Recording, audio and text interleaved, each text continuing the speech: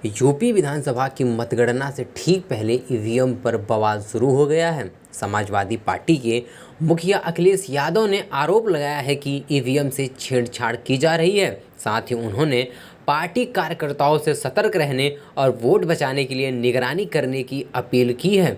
उन्होंने यूपी चुनाव को लोकतंत्र की आखिरी लड़ाई बताते हुए कहा कि ये सरकार अब वोट की चोरी पर उतर आई है। अखिलेश यादव ने आरोप जताया है कि मुख्यमंत्री के प्रमुख सचिव डीएम को फोन कर रहे हैं कि जहां बीजेपी हार रही है वहां काउंटिंग स्लो करें और रात तक लेकर जाएं। साथ ही अखिलेश यादव ने कहा कि 47 सीटें ऐसी हैं जहां बीजेपी कभी नहीं जीती। क्या वजह है कि बिना सिक्योरिटी के ईवीएम मशीन ले जाई जा रही है। यूपी के पूर्व मुख्यमंत्री रहे अखिलेश यादव ने कहा कि ये लोकतंत्र की आखिरी लड़ाई है। इसके बाद तो लोकतंत्र के लिए आज़ादी की लड़ाई जैसी क्रांति करनी पड़ेगी। उन्होंने दावा किया है कि जमीन पर चुनाव बीजेपी के खिलाफ है। जनता बीजेपी से नाराज है।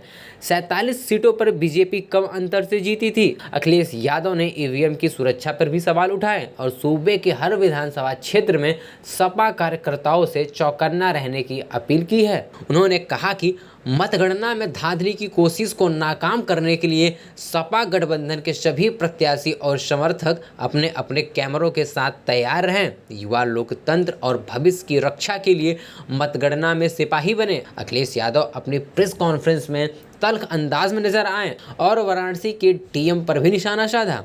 सपा की ओर से प्रदेश के हर जिले के पदाधिकारियों, विधायकों और विधान परिषद सदस्यों, पूर्व और वर्तमान सांसदों को पत्र लिखकर एग्जिट पोल को बीजेपी की ओर से भ्रम फैलाने की कोशिश बताया है। सपा की ओर से कहा गया कि बंगाल चुनाव के समय भी बीजेपी के पक्ष में ऐसा किया गया था। सोशल मीडिया पर एक्टिव होकर कार्यकर्ताओं को सतर्क रहने की सलाह देते हुए कहा गया कि सभी प्रत्याशियों के अभिकर्ता ईवीएम की गिनती से पहले पोस्टल बैलेट की गिनती कराने का दबाव बनाएं। सपा के पत्र में कहा गया कि बीजेपी की रणनीति पोस्टल बैलेट प्रभावित करके कम से कम एक अतिरिक्त सीट हर जिले में कम अंतर से हासिल करने की है।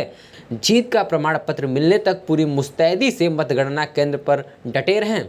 तो वहीं दूसरी तरफ सपा अध्यक्ष अखिलेश यादव की ओर से ईवीएम और लोकतंत्र को लेकर किए गए वार पर यूपी के डिप्टी सीएम केशव प्रसाद मौर्य ने पलटवार किया है।